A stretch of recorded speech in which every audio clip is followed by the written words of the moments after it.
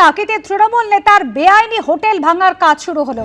হাইকোর্টের নির্দেশের পরে দুটি বেআইনি হোটেল ভাঙতে গেল বুলডোজার। তার মধ্যে একটি হোটেলের মালিক তৃণমূলের জেলা পরিষদ সদস্য শাহানুর মণ্ডল। অবৈধ এই দুটি নির্মাণ ভাঙার নির্দেশ দেওয়া হয়েছিল হাইকোর্টের তরফ থেকে, আর তারপরে বুলডোজার এনে এই দুটি বেআইনি হোটেল ভাঙা শুরু হয়েছে।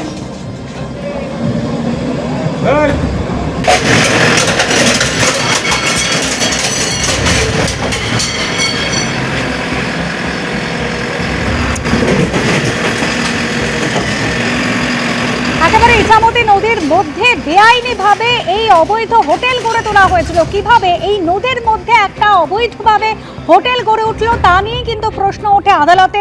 আদালতের নির্দেশ ছিল যে অবৈধ নির্মাণ ভাঙতে হবে, আর এবার এই দুটি বেআইনি হোটেল ভাঙতে গেল বুলডোজার।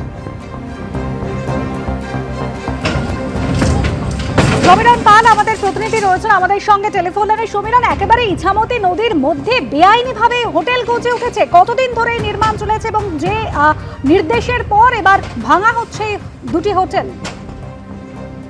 অনুষ্কা, তোমাকে বলি যে টাকি পুরসভার 4 নম্বর ওয়ার্ডে এই টাকি সিটি গেস্ট হাউস, এই সিটি গেস্ট হাউসের যে নির্মাণ সেটা বেআইনি, এবং সেই টাকি সিটি গেস্ট হাউসের মালিক হচ্ছে গ্রেপ্তার হওয়া তৃণমূলের জেলা পরিষদ সদস্য শাহানুর মণ্ডল।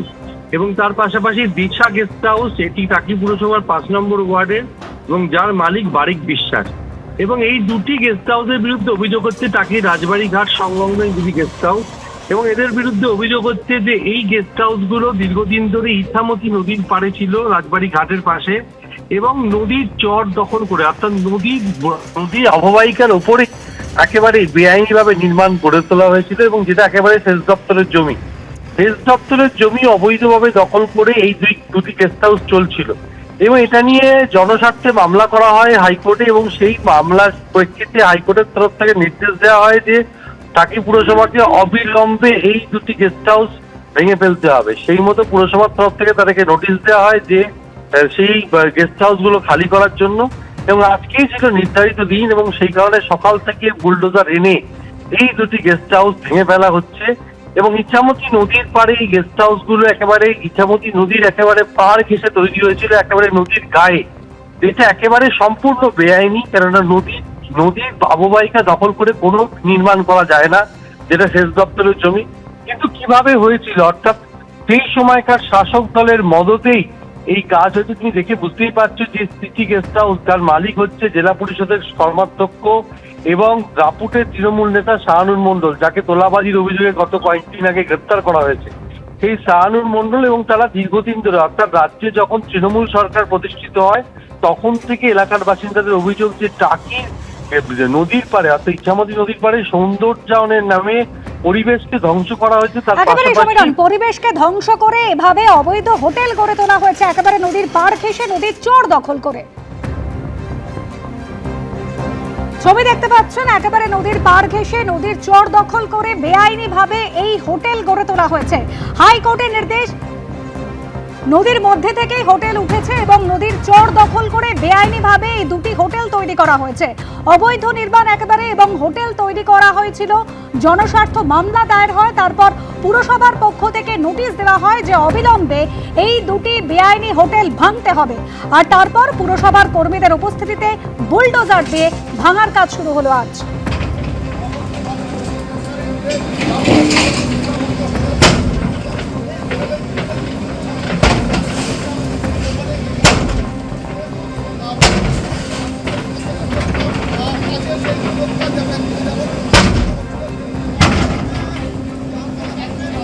মমতার আমলে যা কিছু হয়েছে অবৈধ কাজকর্ম চলেছে, তার এটা একটা দৃষ্টান্ত উদাহরণ যে এখানে অবৈধভাবে গায়ের জোরে সরকারি সম্পত্তি, নদীর সম্পত্তি দখল করা হয়েছে। আমরা বারংবার যখন গিয়েছি একটাই বক্তব্য এসেছে, এটা নাকি তাদের বৈধতার সার্টিফিকেট পেয়েছে। এবার যে বৈধতার সার্টিফিকেট দিয়েছিল তারা দাঁড়িয়ে ভাঙাচ্ছে, এটাই করুণ পরিণতি। পুরো নদীর ইছামতি নদীর ওপরে। আর শুধু এই গেস্ট হাউসগুলো শুধু একটা গেস্ট হাউস দেখলে হবে না, এটা ছিল দুর্নীতির আখড়া। একটা বর্ডার সংলগ্ন এলাকায় এইভাবে তৈরি হয়েছিল, যেটা রাতের অন্ধকারে চলতো। এখানে বেআইনি ব্যবসা সারা দিনই এখানে চলতো।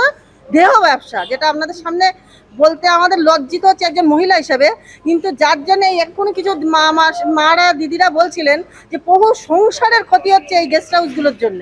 এটা অন্যায়, মানে এখানে নদীর হাওয়াটা বন্ধ করে দিয়েছে। মানুষ আজকে প্রকৃতির হাওয়া খেতে আসতো এখানে, এখানে এসে এখন গরম লাগছে, সেই হাওয়াটা আর নেই, গরম করে দিয়েছে। আর একটা পাকা বাড়ি মানে গরম সৃষ্টি হয়, আর সেই গরমে আমরা আতারি ঘাতারি করছি।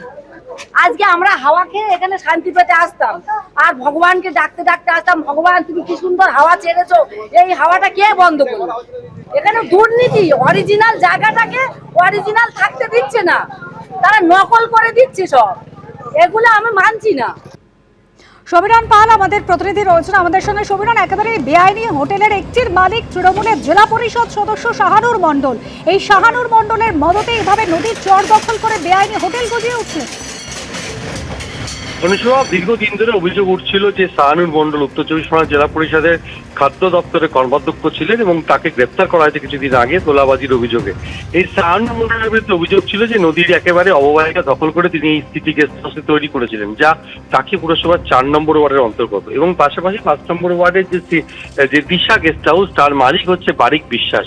এবং এই দুটি গেস্ট হাউস সম্পর্কে এলাকার মানুষের অভিযোগ সেখানে দেহ ব্যবসা হতো রমরমিয়ে, তার পাশাপাশি একেবারে ভারত বাংলাদেশ সীমান্তবর্তী এলাকা, অর্থাৎ যে টাকি কথা বলা হচ্ছে ইছামতি নদীর একেবারে পারে, ইছামতি নদী দুই দেশের সীমানা নির্ধারণ করেছে, অর্থাৎ একদম সীমান্তবর্তী শহর, এবং সেই শহরে একেবারে নদীর গা ঘেঁষে এই গেস্ট হাউসগুলো তৈরি করা হয়েছে। সীমান্ত অর্থাৎ দুদেশের নিরাপত্তার ক্ষেত্রেও বিঘ্নিত হচ্ছিল, এবং এখানে নানা রকম অসামাজিক কাজকর্ম চোরাচালান পর্যন্ত হতো, এমনটাই এলাকার বাসিন্দাদের অভিযোগ।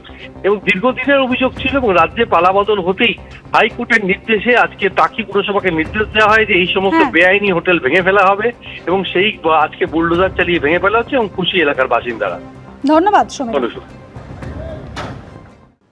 তৃণমূলের দুই শিবিরের মধ্যেও কি এবার ভাঙন ধরেছে?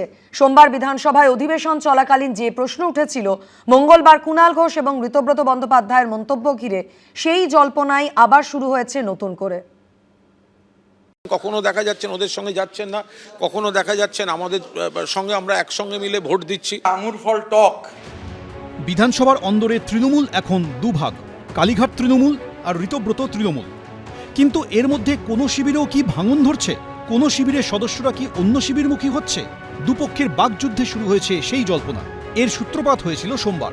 বিধানসভার অন্দরে ঋতব্রত তৃণমূলের মধ্যেও দেখা গেছিল বিভাজন। সোমবার বিজেপি সরকারের দুটি বিল পেশ করেন অনগ্রসর শ্রেণী কল্যাণ মন্ত্রী গৌরীশঙ্কর ঘোষ।